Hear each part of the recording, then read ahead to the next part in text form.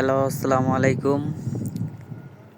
আমরা আবা শহরে খামিস মশাই, তো ওইখান থেকে চোয়া মিল, তো চোয়া মিলে আছি।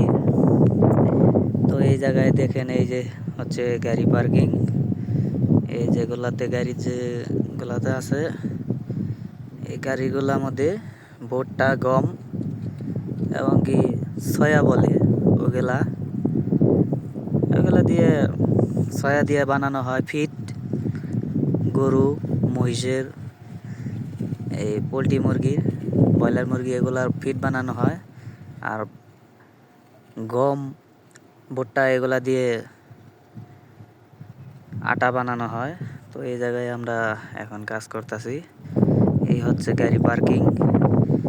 গাড়ি পার্কিং এর এদিক দিয়ে